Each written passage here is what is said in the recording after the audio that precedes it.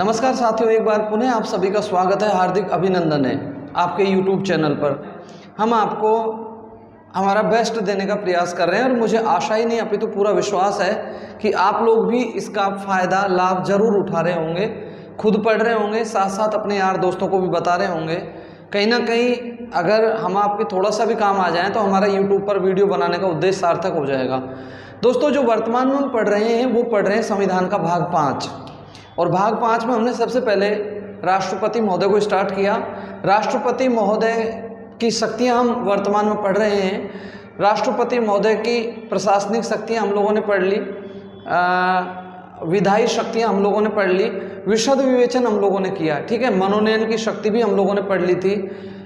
आज जो हम पढ़ने वाले हैं वो राष्ट्रपति महोदय के वित्तीय शक्तियां पढ़ेंगे, न्यायिक शक्तियां पढ़ेंगे, कूटनीतिक शक्तियां पढ़ेंगे, और जो अन्य शक्तियां हैं उन पर भी हम चर्चा करेंगे।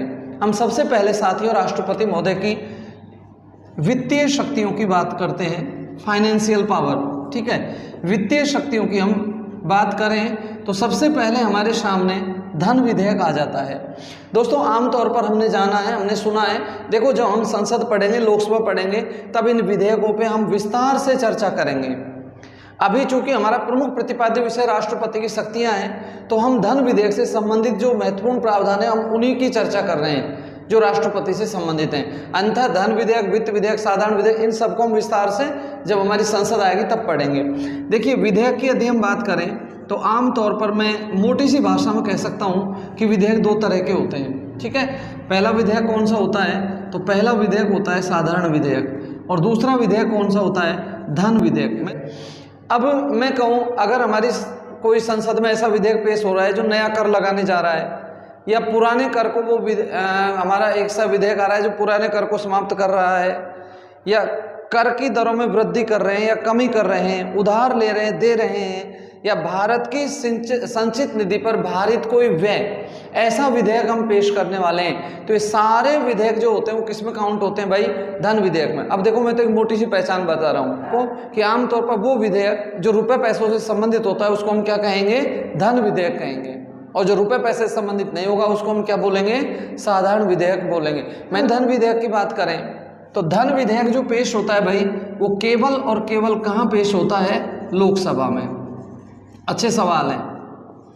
आज के बाद आपसे कोई पूछे, बताइए, धन विधेयक पेश जो होता है वो केवल और केवल कहाँ होता है, लोकसभा में पेश होता है। और जब ये लोकसभा में पेश होगा तो उससे पहले हमको अनुमति लेनी पड़ेगी, और ये किसकी अनुमति से पेश होगा, तो वो महानुभाव है, वो कौन है, राष्ट्रपति महोदय हैं। अच्छा सवाल है। आपसे कोई पूछे कि धन विधेयक कहाँ पेश होता है, लोकसभा में, किसकी अनुमति से पेश होता है, तो किसकी अनुमति से पेश होता है भाई, ये राष्ट्रपति की अनुमति से पेश होता है। अब चूंकि थोड़ा सा इसमें मैं और बता देता हूँ, जैसे कल्पना करो ये वाला हमारा जो रूम है ये लोकसभा है, ठीक है। यहाँ लोकसभा अध्यक्ष बैठे हुए हैं, कल्पना कीजिए। अब जब इस हाउस में हमारे यहाँ धन विधेयक पेश होगा तो फिर वो अनुमति किससे लेनी पड़ेगी, राष्ट्रपति से लेनी पड़ेगी कि मैं मेरा विधेयक पेश करना चाहता हूँ। राष्ट्रपति महोदय ने अनुमति प्रदान कर दी। अब ऐसी स्थिति में वो विधेयक हमारे लोकसभा में पेश हो गया। कोई विधेयक धन विधेयक है या नहीं, ये भी एक बहुत लाजवाब क्वेश्चन है। कोई विधेयक धन विधेयक है या नहीं, इसका जो निर्धारण करते हैं वो कौन होते हैं, तो वो होते हैं भाई लोकसभा अध्यक्ष, ठीक है। जो लोकसभा के अध्यक्ष होते हैं वो किसी भी धन विधेयक का निर्धारण करते हैं। तो कहीं ना कहीं बहुत अच्छे सवाल है। आपसे कोई पूछे, बताइए धन विधेयक ओनली कहाँ पेश होता है, लोकसभा में होता है।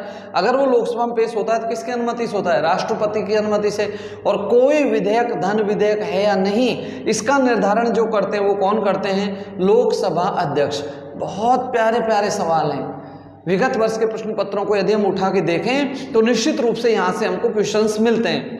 अच्छा, एक और अच्छा सवाल, धन विधेयक की जो परिभाषा दी गई है वो अनुच्छेद है 110। आपसे कोई पूछे धन विधेयक किस अनुच्छेद में परिभाषित है, तो वो अनुच्छेद कौन सा है, 110, ठीक है।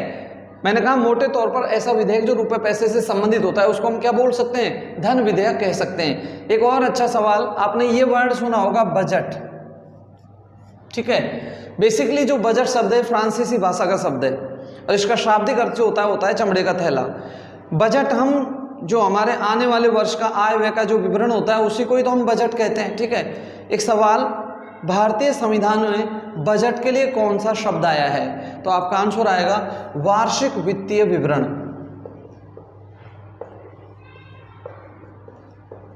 वार्षिक वित्तीय विवरण, ये एक वर्ड है जो हमारे संविधान में किसके लिए आया भाई?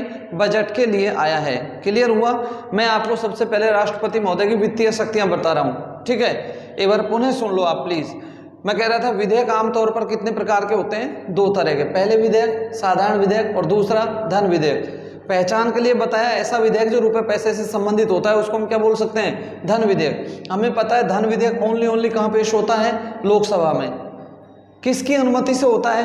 राष्ट्रपति की अनुमति से। और हम पढ़ क्या रहे हैं? राष्ट्रपति की शक्तियां, ठीक है। तो ये इसकी वित्तीय शक्ति हो गई राष्ट्रपति महोदय की। अगर राष्ट्रपति की अनुमति से लोकसभा में पेश हो गया तो कोई विधेयक, अमुक विधेयक धन विधेयक है या नहीं, इसका जो निर्धारण करते हैं वो कौन करते हैं? लोकसभा अध्यक्ष। और जो हमारा धन विधेयक है इसकी परिभाषा कौन से अनुच्छेद में है? 110 में है। और बजट शब्द के लिए भारतीय संविधान में जो शब्द आया है वो शब्द कौन सा है भाई? वार्षिक वित्तीय विवरण। धन विधेयक अगर होता है तो उस पर राष्ट्रपति महोदय को अनिवार्य रूप से साइन करने ही करने होंगे। ऐसा नहीं है हमारे राष्ट्रपति महोदय उस विधेयक पर साइन करने से मना कर दें या फिर राष्ट्रपति महोदय उस विधेयक पर पुनर्विचार के लिए लौटा दें, ठीक है। धन विधेयक पर राष्ट्रपति महोदय को अनिवार्य रूप से साइन करने ही करने होंगे। अब लोकसभा ने धन विधेयक को पास कर दिया और वो तो हर हाल में पास होगा। अगर धन विधेयक पास नहीं हुआ तो एक तरीके से सरकार भी चली गई। सरकार ने लोकसभा का बहुमत खो दिया कि नहीं खो दिया? तो वो लोकसभा में धन विधेयक पास हो गया, अब वो कहाँ जाएगा? राज्यसभा में जाएगा। राज्यसभा धन विधेयक को पास करे तो ठीक है, अन्यथा वो पास नहीं करती है तो भी वो पास समझा जाता है। मीन्स राज्यसभा मैक्सिमम धन विधेयक को अपने यहाँ कितने दिन रोक सकती है? तो राज्यसभा धन विधेयक को अपने यहाँ कितने दिन रोक सकती है? 14 दिन। अन्यथा वो 14 दिन में अपने आप पास हो जाएगा। एक अच्छा सवाल, राज्यसभा को धन विधेयक के संबंध में कैसी शक्ति प्राप्त है? तो आपका आंसर आएगा निलंबनकारी। निलंबनकारी शक्ति का मतलब हुआ कि वो 14 दिन तक ही देर कर सकती है, अन्यथा वो 14 दिन में अपने आप पास हो जाएगा, ठीक है। तो ये जो राष्ट्रपति महोदय की शक्ति है, ये कौन सी शक्तियां मैं आपको पढ़ा रहा हूं? वित्तीय शक्तियां। मैं उम्मीद करता हूं शायद आपके ये अच्छे से धन विधेयक समझ में आ गया होगा। भाई मेन 2 ही बातें हैं। धन विधेयक किसकी अनुमति से पेश होता है? राष्ट्रपति की अनुमति से। कोई विधेयक धन विधेयक है या नहीं इसका निर्धारण कौन करेंगे? लोकसभा अध्यक्ष। धन विधेयक की परिभाषा किस अनुच्छेद में? 110 में है। क्या धन विधेयक पर राष्ट्रपति पुनर्विचार के लिए लौटा सकते हैं? नहीं। क्या धन विधेयक पर राष्ट्रपति महोदय साइन करने से मना कर सकते हैं? नहीं। राज्यसभा को धन विधेयक के संबंध में कैसी शक्ति प्राप्त है? निलंबनकारी। राज्यसभा मैक्सिमम कितने दिन रोक सकती है? धन विधेयक 14 दिन, ठीक है ना। तो ये सीधी सी बात है। बजट शब्द के लिए भारतीय संविधान में कौन सा शब्द आया है? वार्षिक वित्तीय विवरण। अब आपने 2 निधियों के नाम सुने होंगे। एक निधि का नाम होता है संचित निधि और एक निधि का नाम होता है आकस्मिक निधि। देखो मुख्यतः ये 2 ही तरह की निधि होती हैं। जितने भी हमारे टैक्स होते हैं, प्रत्यक्ष और अप्रत्यक्ष कर, ठीक है, वो सारे कलेक्ट होके कहाँ जाते हैं? संचित निधि में जाते हैं। अच्छा, संचित निधि, आकस्मिक निधि, इनके अलावा एक लोक लेखा निधि और होती है। मैंने कहा ना जब हम लोकसभा पढ़ेंगे तब इनको हम बहुत अच्छे से पढ़ेंगे। लोक लेखा निधि। तो ये 3 तरह की निधियां हो गई, संचित निधि, आकस्मिक निधि और तीसरी कौन सी है? लोक लेखा निधि। यदि मैं संचित निधि की बात करूं तो संचित निधि का वर्णन अनुच्छेद 266 क में है, ठीक है। अगर मैं लोक लेखा निधि की बात करूं तो इसका वर्णन अनुच्छेद 266 ख में है। और यदि मैं आकस्मिक निधि की बात करूं तो इसका उल्लेख अनुच्छेद 267 में है, 267, ठीक है। इनके अनुच्छेद भी आप लोग देख लेना, कई बार एग्जाम में पूछ लेता है या नहीं भी पूछा तो अनुच्छेदों को जरूर देख लेना। एक हो गई संचित निधि और एक कौन सी हो गई? आकस्मिक निधि। संचित निधि से हम एक पैसा भी नहीं निकाल सकते, किसकी अनुमति के बिना? संसद की अनुमति के बिना, ठीक है। अगर हमको संचित निधि में से पैसा निकालना है तो संसद से अनुमति लेनी होगी। अब हमको पता है कि भाई पूरे वर्ष भर संसद का अधिवेशन तो चल रहा नहीं होता है, 365 दिन थोड़ी ना संसद का अधिवेशन चल रहा होता है, और हमको एकदम से पैसे की जरूरत पड़ गई तो फिर सरकार पैसा कहाँ से लेगी? तो फिर वो पैसा कहाँ से निकलता है? आकस्मिक निधि से। और यदि हम आकस्मिक निधि की बात करें तो राष्ट्रपति की अनुमति से ही यहाँ पैसा खर्च होता है। मतलब आकस्मिक निधि जो होती है वो किसके नियंत्रण में होती है भाई? राष्ट्रपति के नियंत्रण में होती है। तो बताइए ये इसकी वित्तीय शक्तियाँ हो गई हमारे राष्ट्रपति महोदय की। ये दोनों ही अच्छे सवाल हैं। संचित निधि पर किसका नियंत्रण होता है? संसद का। आकस्मिक निधि किसके नियंत्रण में रहती है? राष्ट्रपति। किसकी पूर्व अनुमति के बिना हम पैसा नहीं निकाल सकते? तो किसकी अनुमति के बिना? संसद की अनुमति के बिना हम संचित निधि से पैसा नहीं निकाल सकते। और आकस्मिक निधि से हम ढेला भी नहीं निकाल सकते अगर अनुमति कौन नहीं देंगे? राष्ट्रपति महोदय अनुमति नहीं देंगे। तो ये भी इसकी राष्ट्रपति महोदय की एक वित्तीय शक्ति है। अब हम बात करते हैं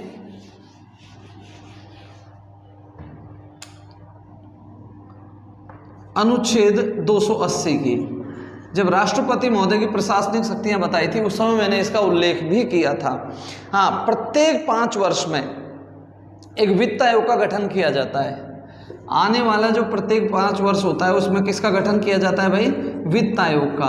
तो वित्त आयोग का जो गठन करते हैं वो कौन करते हैं? राष्ट्रपति महोदय। तो इसकी वित्तीय शक्तियां हो गई। ठीक है, वित्त आयोग का गठन कितने वर्ष में होता है? 5 वर्ष में। कौन से अनुच्छेद में होता है? 280 में। इसमें कुल कितने सदस्य होते हैं? तो कुल कितने सदस्य होते हैं भाई इसमें? 5। एक तो होते हैं अध्यक्ष और 4 क्या होते हैं? सदस्य होते हैं। तो इन सभी की जो नियुक्ति करते हैं वो कौन करते हैं? राष्ट्रपति महोदय करते हैं। ठीक है, वित्त आयोग की सिफारिश पर केंद्र और राज्यों में वित्त का बंटवारा किया जाता है कि केंद्र और राज्यों में वित्त आयोग का किस तरीके से वित्त का किस तरीके से बंटवारा किया जाए। और जब वित्त आयोग अपनी सिफारिशें रख देते हैं तो फिर राष्ट्रपति महोदय उन सिफारिशों को कहाँ पेश करवाते हैं? संसद में पेश करवाते हैं। तो ये राष्ट्रपति महोदय की कैसी शक्ति हो गई भाई? वित्तीय शक्ति हो गई। तो आप देखिए वित्तीय शक्तियों में हमने जो देखा, सबसे पहले हमने धन विधेयक को पढ़ा, फिर हमने आकस्मिक निधि को पढ़ा और इसके बाद हमने जो पढ़ा वो पढ़ा वित्त आयोग। तो ये सारी जो शक्तियां हैं ये राष्ट्रपति महोदय की कैसी शक्तियां हैं? वित्तीय शक्तियां हैं। तो मैं उम्मीद करता हूं शायद आपके अच्छे से समझ में आ गया होगा। अब हम बात करते हैं कूटनीतिक शक्तियों की।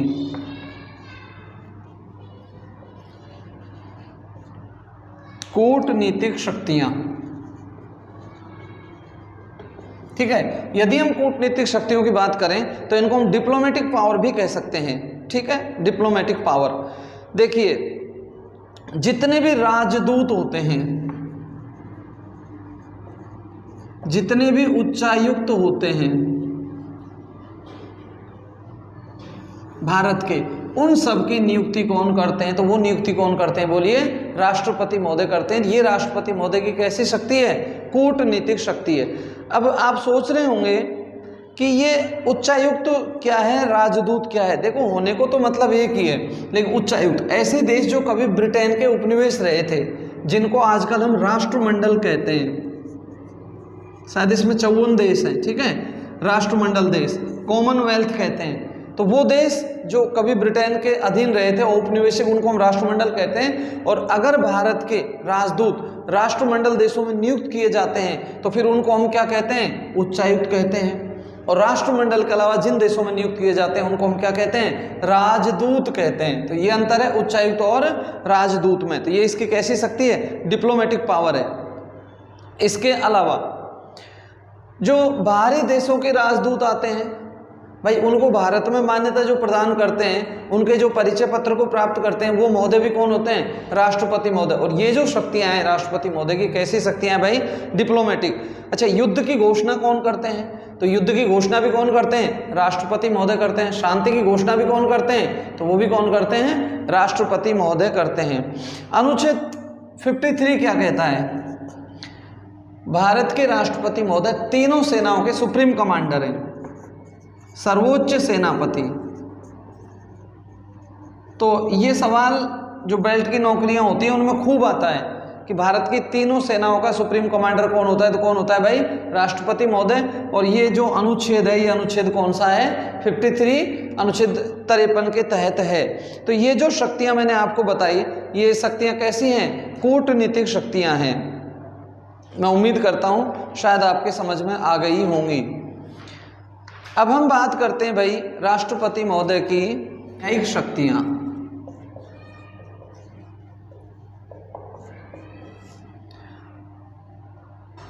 न्यायिक शक्तियों की बात करें तो देखो, सबसे पहले मैं कह सकता हूं कि जो हमारे यहाँ सुप्रीम कोर्ट के जज होते हैं, चाहे मुख्य न्यायाधीश महोदय हैं,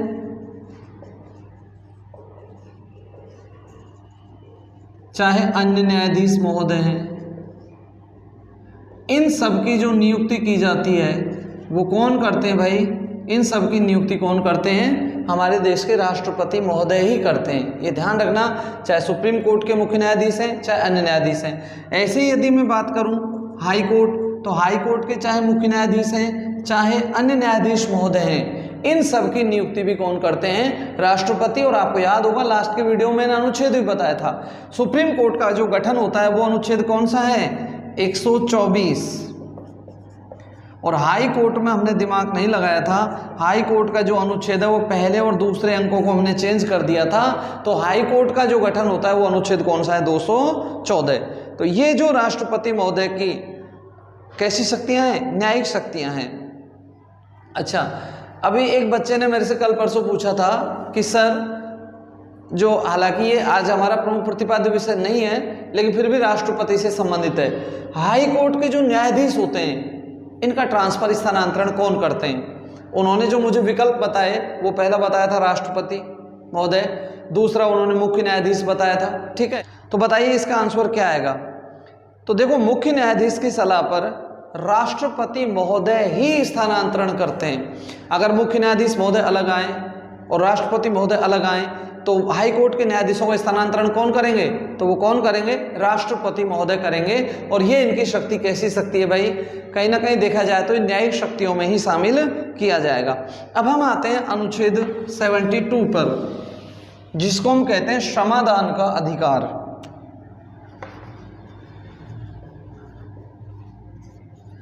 ऐसा ही राज्यपाल महोदय को है। एक दिन हम तुलना करेंगे राष्ट्रपति महोदय और राज्यपाल महोदय की। ठीक है, जब राष्ट्रपति महोदय का टॉपिक कंप्लीट हो जाएगा तब हम उसका भी एक वीडियो बनाएंगे। क्षमादान का अधिकार जो है वो राष्ट्रपति महोदय को कौन से अनुच्छेद में है? 72। और राज्यपाल महोदय को 161 में है। ठीक है, क्या होता है क्षमादान में भाई? देखिए, सबसे पहले हमारा जैसे जो न्यायालय होता है उसको हम कहते हैं सेशन कोर्ट, डिस्ट्रिक्ट कोर्ट, पढ़ा होगा आप लोगों ने। ठीक है, सेशन कोर्ट से ऊपर अगर हम अपर जुडिशरी की बात करें तो वो हाई कोर्ट होते हैं। और हाई कोर्ट के बाद क्या होते हैं भाई? Supreme court. भारत में एकीकृत न्याय प्रणाली है और हमारे देश का जो सर्वोच्च न्यायिक संस्था है वो कौन सी है? देखा जाए तो सुप्रीम कोर्ट ही है। अब मान लीजिए सुप्रीम कोर्ट ने कोई फैसला दे दिया, या ऐसे कह सकते हैं सुप्रीम कोर्ट ने किसी व्यक्ति को मृत्युदंड दे दिया। ठीक है, तो अब सर्वोच्च न्यायिक संस्था तो देखा जाए तो सुप्रीम कोर्ट ही है। ऐसी स्थिति में वो व्यक्ति राष्ट्रपति महोदय के पास में दया याचिका लगा सकते हैं। क्या लगा सकते हैं? दया याचिका। ठीक है, वो एक रिट लगा सकते हैं राष्ट्रपति महोदय के पास में कि महोदय मेरी सजा को कम किया जाए या इसे आजीवन कारावास में। ठीक है, तो राष्ट्रपति महोदय हो सकता है उसको आजीवन कारावास में कन्वर्ट कर दें, या हो सकता है उस सजा को कम कर दें, या हो सकता है उसे बिल्कुल ही माफ कर दें। तो ये जो शक्तियां हैं राष्ट्रपति महोदय की, ये किस में काउंट होंगी? न्यायिक शक्तियों में। भाई, मृत्युदंड पाए व्यक्ति को राष्ट्रपति माफ कर सकते हैं, उसकी सजा को कम कर सकते हैं, आजीवन कारावास में बदल सकते हैं। एक बात और, जो सैनिक न्यायालय होते हैं उनके निर्णयों के विरुद्ध भी हमारे देश के राष्ट्रपति महोदय अपील सुन सकते हैं। जो सैनिक न्यायालय होते हैं उनके भी विरुद्ध। अगर हम राज्यपाल की बात करें तो राज्यपाल सैनिक न्यायालयों के निर्णयों के विरुद्ध अपील नहीं सुन सकते, और राज्यपाल महोदय मृत्युदंड पाए व्यक्ति को भी माफ नहीं कर सकते। उनको भी शक्तियां प्राप्त हैं, न्यायिक शक्तियां। ठीक है भाई, तो अब आपके समझ में आ गया होगा कि हमारे देश के राष्ट्रपति महोदय। अच्छा, दया याचिका की बात करें हम तो दया याचिका में राष्ट्रपति महोदय के सामने क्या क्या ऑप्शन हो सकते हैं? ठीक है, तो दया याचिका में पहला ऑप्शन हो सकता है उसे पूर्ण माफ कर सकते हैं, बिल्कुल सजा को माफ कर सकते हैं। ठीक है ना, पूर्ण माफ कर सकते हैं। ये राष्ट्रपति महोदय जो होते हैं वो मंत्री परिषद की सलाह पर ही ये सारे काम करते हैं, प्रधानमंत्री और उसका मंत्री परिषद, या फिर उसकी सजा को कुछ समय के लिए स्थगित कर सकते हैं।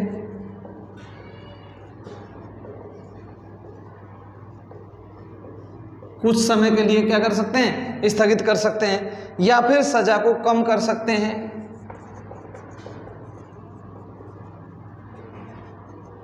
या मैं कह सकता हूं सजा की प्रकृति को चेंज कर सकते हैं। सजा की प्रकृति को चेंज कर सकते हैं। प्रकृति को कैसे परिवर्तित कर सकते हैं भाई? अगर किसी को मृत्युदंड मिला है तो उसको वो आजीवन कारावास में बदल सकते हैं, या हो सकता है उसको 10-20 साल 5 साल 10 साल में बदल सकते हैं, ठीक है ना। तो ये सारे विकल्प हमारे देश के राष्ट्रपति महोदय के पास में हैं, और राष्ट्रपति महोदय इस समय मंत्रिपरिषद की सलाह पर ही कार्य करते हैं। अब कुछ शब्द हैं जो राष्ट्रपति की क्षमादान से संबंधित हैं। जैसे मैं कहता हूँ क्षमा, अगर राष्ट्रपति महोदय पूर्णतः उसे माफ कर देते हैं, पूर्णतः क्या कर देते हैं, माफ, तो ऐसी स्थिति में उसको हम क्या बोलेंगे, क्षमा बोलेंगे। लघुकरण, दूसरा वर्ड आप लोगों ने पढ़ा होगा, सुना होगा, वो वर्ड कौन सा है, लघुकरण। सजा की प्रकृति को बदला जाता है, जो सजा की प्रकृति होती है ना उसको बदल देते हैं। जैसे किसी को मृत्युदंड मिल गया, ठीक है, तो उसको किस में कन्वर्ट कर देंगे, मृत्युदंड मिल गया तो उसको आजीवन कारावास में हम बदल देंगे, इसको हम क्या बोलेंगे, लघुकरण कहेंगे। तीसरा होता है परिहार, सजा को कम करना। किसी को 10 साल की सजा मिली, सजा को कम करना, तो उसको मान लो 5 साल में बदल दिया, तो इसको हम क्या बोलेंगे, इसको हम परिहार कहेंगे। एक होता है साथियों विराम। विराम ये अपने आप में सजा की प्रकृति को भी बदला जा सकता है और सजा की मात्रा को भी चेंज किया जा सकता है। मतलब ये जो दोनों है ना ऊपर वाले, ये दोनों किस में आ गए, विराम में आ गए। भाई सजा की हमने प्रकृति को भी चेंज कर दिया और सजा को भी हमने कम कर दिया, तो उसको हम क्या बोलेंगे, विराम। अब जैसे कोई गर्भवती महिला है या फिर कोई दिव्यांग है, तो अगर राष्ट्रपति महोदय उनको क्षमादान देते हैं तो फिर वो क्या कहलाएगा, विराम कहलाएगा। इसके अलावा एक होता है प्रविलंब। अच्छा ये समझ में तो आ रहे हैं ना आपके, क्षमा पूर्णतः माफ करना, लघुकरण में हम सजा की प्रकृति को कम कर देते हैं, परिहार में हम सजा को कम कर देते हैं, सजा की प्रकृति को भी कम कर दें, सजा को भी कम कर दें, उसको हम क्या कहेंगे, विराम कहेंगे। और यदि हम प्रविलंब की बात करें तो इसके तहत सजा पर अस्थायी रोक होती है। जो सजा होती है उस पर क्या होती है, अस्थायी रोक। आमतौर पर जो मृत्युदंड प्राप्त मृत्युदंड पाए हुए जो होते हैं उन पर ये प्रविलंब की शक्ति को हमारे देश के राष्ट्रपति महोदय यूज में लेते हैं। तो प्रविलंब में क्या होता है, सजा को अस्थायी रूप से रोक देते हैं। तो आपकी समझ में आ गया होगा कि राष्ट्रपति महोदय की क्षमादान की जो भी शक्तियां हैं वो मैंने अधिकतम बताने का प्रयास किया, लेकिन ध्यान रखना राष्ट्रपति महोदय मंत्रिपरिषद की सिफारिश से या सलाह पर ही ये सारे काम करते हैं, ठीक है भाई। तो राष्ट्रपति यहाँ पर स्वविवेक से निर्णय नहीं ले सकते। और एक बात और ध्यान रखना, राष्ट्रपति महोदय की निर्णय लेने की कोई अवधि निश्चित नहीं है, कोई अवधि निर्धारित नहीं है। तो ये जो शक्तियां मैंने आपको बताई, ये शक्तियां कैसी हैं, न्यायिक शक्तियां हैं। अब हम बात करते हैं अनुच्छेद 143 की। देखा जाए तो ये भी कहीं ना कहीं न्यायिक शक्तियों में ही आएगा। मान लो कोई राष्ट्रीय महत्व का विषय है,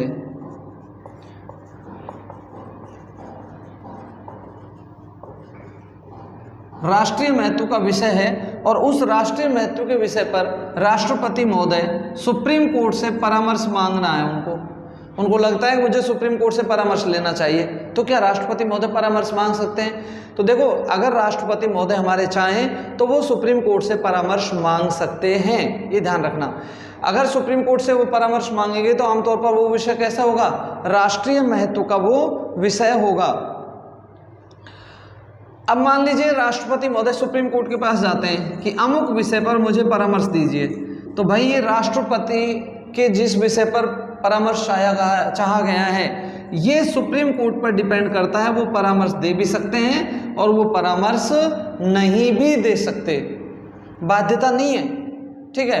अगर सुप्रीम कोर्ट ने परामर्श नहीं दिया तो ठीक है, बात वहीं खत्म हो गई। लेकिन सुप्रीम कोर्ट ने अगर परामर्श दे दिया तो ये राष्ट्रपति महोदय पर डिपेंड करता है कि राष्ट्रपति महोदय परामर्श को माने या परामर्श को नहीं माने। और ये जो सारे प्रावधान हैं ये किस अनुच्छेद में है, 1943 में है।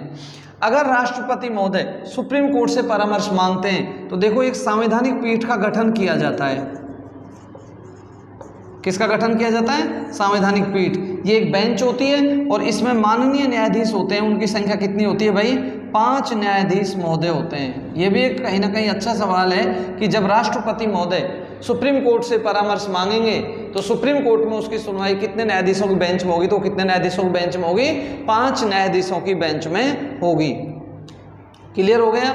एक बार पुनः बता देता हूं, क्या राष्ट्रपति महोदय सुप्रीम कोर्ट से परामर्श ले सकते हैं? बिल्कुल ले सकते हैं। कौन से विषयों पर? आमतौर पर राष्ट्रीय महत्व के विषयों पर। क्या सुप्रीम कोर्ट परामर्श देने के लिए बाध्य है? नहीं। अगर सुप्रीम कोर्ट ने परामर्श दिया है तो क्या राष्ट्रपति उस परामर्श को मानने के लिए बाध्य है? तो भी नहीं। और जब राष्ट्रपति महोदय सुप्रीम कोर्ट से परामर्श लेंगे तो संवैधानिक पीठ का गठन होगा। हम अन्य छोटी छोटी बातों पर डिस्कस करते हैं जो राष्ट्रपति महोदय से संबंधित हैं। मैं किसी सांसद की अयोग्यता का निर्धारण की बात करता हूं तो देखो इसको ऐसे समझो, अगर हमारे संसद में किसी सदस्य की अयोग्यता का प्रश्न उपस्थित होता है तो उसका डिसीजन 2 व्यक्ति करेंगे। ऐसे समझो इसको, ठीक है। एक का नाम है, जैसे मैं लोकसभा को ले लेता हूं। अगर लोकसभा का कोई मेंबर ऑफ पार्लियामेंट है और उसकी अयोग्यता का कोई प्रश्न उपस्थित हो गया, मैंने बोला लोकसभा, तो उसका निर्धारण कौन करेगा? तो देखिए, अगर मामला दल बदल का है तो उसका निर्धारण जो करेंगे वो कौन करेंगे? लोकसभा अध्यक्ष, यानी कि जो चेयरपर्सन होते हैं, जो हमारे स्पीकर महोदय होते हैं, वो उसकी सुनवाई करेंगे। और दल बदल के अलावा अगर लोकसभा में किसी सदस्य की अयोग्यता का कोई प्रश्न उपस्थित होता है तो उसका निर्णय कौन करेंगे? राष्ट्रपति महोदय। लेकिन राष्ट्रपति ऐसा करने से पूर्व निर्वाचन आयोग से परामर्श लेंगे, निर्वाचन आयोग से सलाह लेंगे। अच्छा सवाल है। ये तो हुई लोकसभा की बात। एक बार दोबारा सुनो। मान लीजिए किसी लोकसभा सदस्य की कोई अयोग्यता का प्रश्न उपस्थित हो गया तो उसका निर्णय कौन करेगा? भाई या तो लोकसभा अध्यक्ष करेंगे चूंकि सदन लोकसभा है, या फिर राष्ट्रपति महोदय करेंगे। अगर मामला दल बदल का है तो कौन करेंगे? लोकसभा अध्यक्ष। और दल बदल के अलावा चाहे कैसी भी अयोग्यता हो उसका निर्धारण कौन करेंगे? राष्ट्रपति। लेकिन वो ऐसा करने से पहले किसकी सलाह लेंगे? निर्वाचन आयोग से वो परामर्श लेंगे। अब मैं आता हूं जैसे विधानसभा पर। हम राजस्थान की विधानसभा की बात करते हैं। अगर राजस्थान की विधानसभा में कोई विधायक की अयोग्यता का प्रश्न उपस्थित होता है तो सीधी सी बात है 2 ही व्यक्ति निर्धारण करेंगे। भाई विधानसभा, यहाँ लोकसभा अध्यक्ष था तो यहाँ क्या आ जाएगा? विधानसभा अध्यक्ष। और राष्ट्रपति जी क्या आ जाएंगे? राज्यपाल। तो अगर राजस्थान की विधानसभा में किसी विधायक की अयोग्यता का प्रश्न उपस्थित होता है तो उसका निर्धारण 2 ही व्यक्ति करेंगे। अगर मामला दल बदल का है तो विधानसभा अध्यक्ष करेंगे, और दल बदल के अलावा चाहे कैसी भी अयोग्यता है उसका निर्धारण कौन करेंगे? राज्यपाल महोदय। लेकिन वो ऐसा करने से पहले किसका परामर्श लेंगे? निर्वाचन आयोग का परामर्श लेंगे। समझ में आया? ऐसे ही मतलब जब दल बदल का मामला होता है तो जो संबंधित सदन के चेयरपर्सन होते हैं ना, वो उस पर डिसीजन लेते हैं दल बदल का। और फिर कैसी भी अयोग्यता हो तो केंद्रीय स्तर पर अगर सांसद की किसी अयोग्यता का है तो उसका राष्ट्रपति निर्धारण करेंगे दल बदल के अलावा। ठीक है भाई। तो ये भी एक राष्ट्रपति महोदय। अंतरराष्ट्रीय स्तर पर जितनी भी संधियां की जाती हैं, ठीक है, जितने भी करार किए जाते हैं, जितने भी समझौते किए जाते हैं, वो सारे सारे अंतरराष्ट्रीय स्तर पर किसके नाम से होते हैं? वो राष्ट्रपति के नाम से ही होते हैं। एक 11वां संविधान संशोधन 1961, ये हालांकि मुझे जब निर्वाचन प्रक्रिया मैंने राष्ट्रपति महोदय की बताई थी उस समय पढ़ाना था, लेकिन ये मुझसे रह गया। 11वां संविधान संशोधन 1961। मान लीजिए राजस्थान की विधानसभा भंग है। कल्पना करो भाई, मैंने आपको राष्ट्रपति का निर्वाचक मंडल अनुच्छेद 54 में पढ़ाया था। संसद के निर्वाचित सदस्य, विधानसभाओं के निर्वाचित सदस्य, चाहे वो केंद्र शासित प्रदेश की विधानसभाएं हों चाहे वो राज्यों की विधानसभाएं हों। अब मान लीजिए राजस्थान की विधानसभा भंग है और हमको पता है राष्ट्रपति का चुनाव हर हाल में कितने महीने में होना जरूरी है? 6 महीने में। अपन ने चर्चा की थी अनुच्छेद 62 के तहत, अगर याद हो तो। मतलब कार्यवाहक राष्ट्रपति मैक्सिमम 6 महीने काम कर सकते हैं। तो ऐसी स्थिति में राजस्थान विधानसभा भंग है तो क्या हम राष्ट्रपति महोदय के चुनाव को रोक देंगे? नहीं, हम किसी भी हाल में चुनाव को नहीं रोक सकते। अगर राष्ट्रपति के निर्वाचन को हम इस आधार पर स्थगित नहीं कर सकते और ना ही उसको अवैध ठहरा सकते कि किसी राज्य विधानसभा के भंग होने के कारण जो निर्वाचक नामावली है वो कैसी है? अधूरी है। हम उसे मतलब चुनाव होके रहेंगे, उसमें राजस्थान की विधानसभा फिर पार्टिसिपेट नहीं करेगी, क्योंकि राजस्थान की विधानसभा तो भंग हो चुकी है। तो ये भी एक प्रावधान है जो 11वां संवैधानिक संशोधन 1961 के द्वारा जोड़ा गया। अच्छा, आंध्र प्रदेश की यदि हम बात करें तो आंध्र प्रदेश से संबंधित सर्वाधिक व्यक्ति अब तक हमारे देश में राष्ट्रपति बने हैं। आपसे कोई पूछे वो कौन सा व्यक्ति है जिससे संबंधित सर्वाधिक व्यक्तियों ने राष्ट्रपति के पद को सुशोभित किया है, तो वो कौन सा राज्य है भाई? आंध्र प्रदेश एक ऐसा राज्य है। जब लोकसभा में ये छोटी छोटी बातें हैं जो पीछे मेरे से कहीं ना कहीं मिस हो गई, जब लोकसभा में मान लो किसी पार्टी को स्पष्ट जनादेश मिल गया, पूर्ण बहुमत मिल गया, तो फिर राष्ट्रपति को जिस पार्टी को बहुमत मिला है उसी के मुखिया को सरकार बनाने के लिए आमंत्रित करना होगा। लेकिन मान लीजिए लोकसभा में पूर्ण बहुमत किसी को भी नहीं मिला, खंडित जनादेश आया, तो ऐसी स्थिति में राष्ट्रपति महोदय अपनी स्वविवेकीय शक्तियों को प्रयोग में ले सकते हैं। आमतौर पर प्राय साधारणतः एक परंपरा या ऐसा होता है कि जिस दल को लोकसभा में सर्वाधिक सीटें मिली हैं उसी दल के नेता को राष्ट्रपति महोदय सरकार बनाने के लिए आमंत्रित करते हैं, लेकिन वो ऐसा करने को बिल्कुल भी बाध्य नहीं है अगर किसी भी दल को स्पष्ट बहुमत नहीं मिला है। राष्ट्रपति महोदय को लगता है कि भाई खंडित जनादेश है, सर्वाधिक बहुमत तो किसी को मिला नहीं, और जिसको सर्वाधिक सीटें मिली है वो सरकार नहीं बना सकता, तो वो जिस उससे कम सीटें मिली हैं उनको भी वो सरकार बनाने के लिए आमंत्रित कर सकते हैं। ये राष्ट्रपति महोदय की स्वविवेकीय शक्ति है। अब एक लास्ट में मैं आपको बताता हूं ऐसे विधेयक जो राष्ट्रपति की अनुमति के बिना संसद में पेश नहीं होते हैं, आज इतना ही पढ़ेंगे, ठीक है। ऐसे विधेयक जो राष्ट्रपति की अनुमति के बिना संसद में पेश नहीं होंगे वो कौन कौन से हैं? एक तो हमने अभी अभी पढ़ा था थोड़ी देर पहले, वो विधेयक कौन सा है भाई? धन विधेयक। जब तक राष्ट्रपति महोदय अनुमति नहीं देंगे तब तक हम धन विधेयक को लोकसभा में पेश नहीं कर सकते। इसके अलावा अगर हम कोई नया राज्य बना रहे हैं, ठीक है, या राज्य की सीमा को हम कम ज़्यादा कर रहे हैं, जो सीमा का क्षेत्र होता है उसको हम कम या ज़्यादा कर रहे हैं, या फिर किसी राज्य का नाम बदल रहे हैं, तो सीधी सी बात है ये सारे काम संसद करेगी, ठीक है। किसी राज्य का नया राज्य बना रहे हैं, राज्य की सीमा को कम या ज़्यादा कर रहे हैं, किसी राज्य का नाम बदल रहे हैं, तो वो काम संसद करेगी। लेकिन संसद में वो विधेयक पेश होने से पूर्व किसकी अनुमति लेना होगा? राष्ट्रपति महोदय की अनुमति लेनी होगी। अगर हम संचित निधि से व्यय करने वाले विधेयक हमारी संसद में लेके आ रहे हैं, संचित निधि से व्यय करने वाला विधेयक, तो वो विधेयक भी संसद में तब पेश होगा जब उसकी अनुमति कौन देंगे भाई? राष्ट्रपति महोदय देंगे। ऐसे कराधान पर जिनमें राज्य हित जुड़े हैं उन पर प्रभाव डालने वाला अगर कोई विधेयक है तो वो भी संसद में तब तक पेश नहीं होगा जब तक उसकी अनुमति कौन नहीं देंगे? राष्ट्रपति महोदय नहीं देंगे। राज्यों के बीच व्यापार, वाणिज्य और जो समागम होता है इस पर निर्बंधन लगाने वाले जो विधेयक होते हैं वो भी संसद में तब तक पेश नहीं होंगे जब तक अनुमति कौन नहीं देंगे? राष्ट्रपति महोदय अनुमति नहीं देंगे। तो आज की क्लास हमारी इतनी ही होगी। आज हमने देखा राष्ट्रपति की वित्तीय शक्तियां पढ़ी, राष्ट्रपति की न्यायिक शक्तियां पढ़ी, राष्ट्रपति की कूटनीतिक शक्तियां पढ़ी, और हमने कई छोटी छोटी महत्वपूर्ण बिंदुओं पर भी हम लोगों ने प्रकाश डाला। दोस्तों मैं पुनः कह रहा हूँ, सीमित संसाधनों के साथ में जितना मुझसे बन पड़ रहा है और मैं जितना जानता हूँ वो सब आपके सामने रख रहा हूँ। आप लोग खुद पढ़िए, अपने छोटे बहन भाइयों को छोटी सी उम्र में कंपटीशन की लत लगाइए, क्योंकि आप देख रहे हैं आज प्रतियोगी परीक्षाओं का, जब हम प्रतियोगी परीक्षाओं में छात्र आता है तो वो एक तो सशंकित रहता है, आतंकित रहता है। कई लोग उसको डरा देते हैं, अरे यार कितनी भीड़ है, कहाँ से नौकरी। अगर हम छोटे से बच्चे को ही कंपटीशन की लत कहते हैं ना, जमाना कहे लत ये बुरी लग गई, अरे लगाओ ना लत। छोटे से बच्चे को ही पढ़ाई की आदत लगा दो, लत लगा दो, ठीक है। और अगर वो छोटी सी उम्र में ही कंपटीशन, जैसे कोई बच्चा, अब गर्मियों की छुट्टियाँ चल रही हैं, 10वीं का एग्ज़ाम हो गया, ठीक है, या किसी का 11वीं का एग्ज़ाम हो गया, तो वो गर्मियों की छुट्टियों में क्या अपनी रीजनिंग निकाल सकते हैं। या आज देखो, आज इतना कंटेंट भरा पड़ा है, आज ऑनलाइन आप किसी भी प्लेटफॉर्म पे चले जाइए, यूट्यूब पे चले जाइए, ठीक है, तो वहाँ आपको ज्ञान का खजाना मिल जाएगा। आप वहाँ से उनको आदत लगाइए पढ़ने की। अगर आप बड़े बहन भाई हैं तो उनको फिर प्रॉपर मार्गदर्शित कीजिए।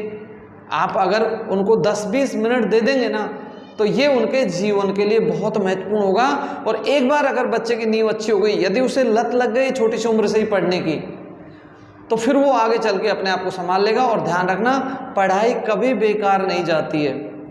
हो सकता है हम पहली एग्ज़ाम में असफल हो जाएं, हो सकता है हम दूसरे में भी असफल हो जाएं, लेकिन दोस्तों एक बात तो निश्चित कहूँगा, अगर हम लोगों ने ईमानदारी से अध्ययन किया है तो निश्चित रूप से हमारी जॉब लगेगी और हमको पढ़ाई का कहीं ना कहीं लाभ मिलेगा।